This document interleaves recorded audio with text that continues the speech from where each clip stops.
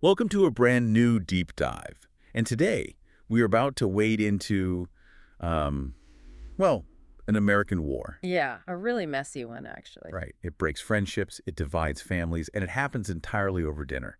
I'm talking about this fiercely territorial food debate where, like, a millimeter of dough thickness or the placement of tomato sauce is treated as a grave insult to an entire city. It's basically a battle line drawn right down the middle of the dining room table. Exactly. And what's really fascinating is our source material for this deep dive. We're looking at a transcript from an English conversation learning guide. Oh, right, the one by Mr. Qian. Yeah, Mr. Qian Relaxed English Conversation, New York versus Chicago Pizza War. So our mission today isn't just to look at recipes. We're going to extract the exact structural differences between these pizzas and dissect the incredibly loaded vocabulary Americans use to argue about them.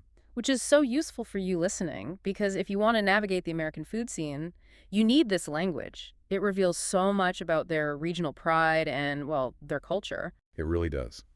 So let's get right into it. Before we look at the heavy hitter, we have to start with the baseline of American pizza, right? The ubiquitous New York slice.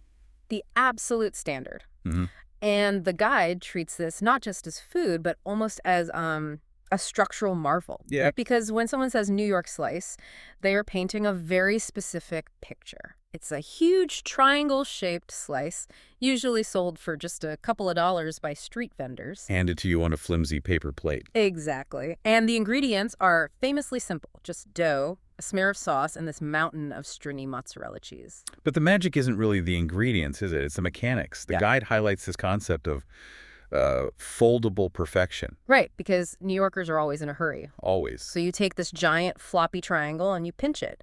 You fold it in half down the middle, and instantly it becomes this rigid, portable structure. It's the ultimate hand food for multitasking. It makes me think of like a really reliable public transit system. It's Yeah. totally utilitarian, it's fast, and it gets you exactly where you need to go while you're speed walking to the subway. Yeah, it's functional engineering. And that folding action is only possible because of a very specific vocabulary word the guide points out, which is chew. Oh, the chew? Right. The crust's texture is highly calibrated. The bottom is thin and crispy, but the edge, the rim you hold, requires you to really work your jaw. It gives it structural tension. As if it was like a cracker, it would just shatter. Yeah. Exactly. And if it was soft like bread, it would tear under the weight of the greasy cheese. But let me push back on this for a second. If it's literally just basic dough and cheese and, it's mostly eaten by people running for a train or maybe a little drunk at 2 a.m., doesn't that basic practicality kind of disqualify it from being a special culinary experience? Well, you'd think so, but it absolutely doesn't. And the source has this great anecdote about that. Oh, the Joe's on Carmine Street story. Yes. One of the speakers in the guide talks about grabbing a slice from Joe's on Carmine Street. And it's so iconic. The sensory experience is so perfect with the hot oil and the crunch that they literally stopped walking. In the middle of New York. Right. They just stood on the sidewalk for 10 minutes having an existential crisis about why they'd been eating bad pizza their whole life. An existential crisis over cheese and dough. I love that. The simplicity actually makes it unforgiving. There's nowhere to hide. So when it's perfect, it's life-changing. Okay, so if the New York slice is this foldable masterpiece of fast-paced engineering, what happens when a pizza is engineered for a city that wants you to sit down and stop moving? Then you get the absolute polar opposite. The Chicago deep dish.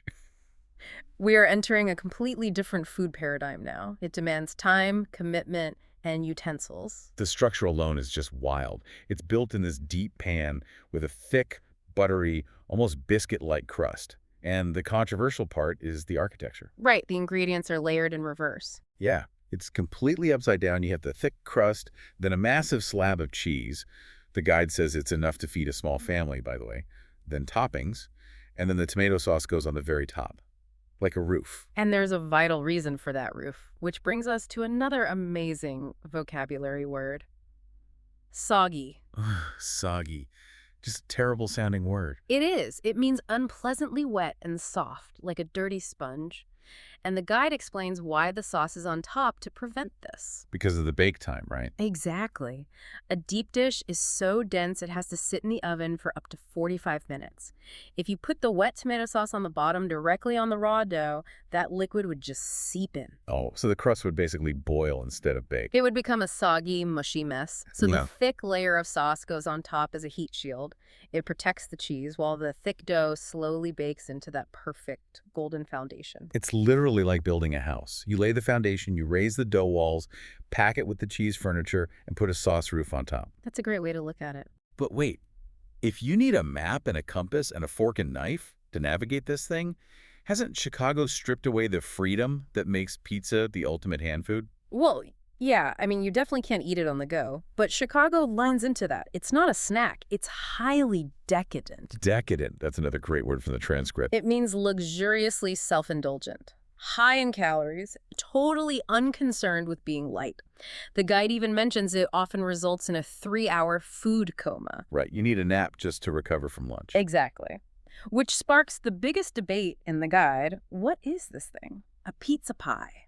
A savory cake. Or, as the New Yorkers brutally call it, a giant casserole pretending to be pizza. Yes, the word casserole is used as a total linguistic weapon here. Why is that such an insult? Well, in America, a casserole is traditionally just a slow-baked dish made of whatever leftovers you have in the fridge. Oh, like a quick, lazy Wednesday night dinner. Exactly. So calling this majestic, architecturally complex Chicago deep dish a casserole is intentionally stripping away its culinary prestige. It's so petty.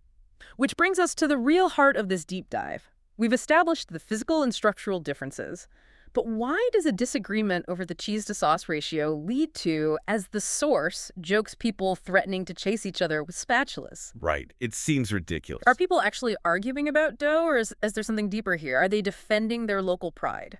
It is entirely about local pride. The guide points out how food ties directly into American regional differences. Americans are fiercely passionate about their local cities. The source called the food experience passionate, messy, and slightly aggressive. Right. Yes, because these two pizzas serve completely different cultural functions. New York is the pizza of necessity. It's the everyday hustle. Fast-paced, get it done, walk and eat. Right. But Chicago deep dish is a celebration. It's reserved for birthdays or anniversaries or acing a huge exam. It's about sitting down and sharing. So the descriptive language words like cardboard, casserole, soggy, decadent, and the layers, they aren't just culinary terms. Not at all. They're ammunition. When a New Yorker calls deep dish a heavy casserole, they're really saying the Midwestern lifestyle is too slow and impractical. And when a Chicagoan fires back and calls a New York slice greasy cardboard, they're saying the East Coast lifestyle is too rushed and basic, and they don't know how to stop and savor life. They're defending their cultural identity. that is just fascinating. So to summarize this whole deep dive for you, the listener, you now have the linguistic tools and the cultural context to totally understand this massive American food rivalry. Yeah, you know exactly what a chew is, why the sauce goes on top, and why you should never call a deep dish a casserole. And the ultimate takeaway from the source is really just that life is too short to stick to one kind of pizza. Right. Absolutely. You should embrace the chaotic, foldable street slice. And savor the decadent sit-down pie. You need both. Though the guide does joke that both are definitely better than putting pineapple on pizza. Oh, man. Yeah. That is a whole different war for a whole different day. But before we wrap up, we want to leave you with a final thought to mull over on your own. We've seen how a simple dish like pizza can become this profound symbol of regional identity that literally sparks a cultural war. It's powerful stuff. It is. So think about your own hometown. What specific local dish from your culture would you fiercely defend against an outsider's critique? And what does that specific dish say about the values of your own culture? Such a great question. Because you might realize that the battle lines of your own cultural pride are drawn right there on your dinner plate.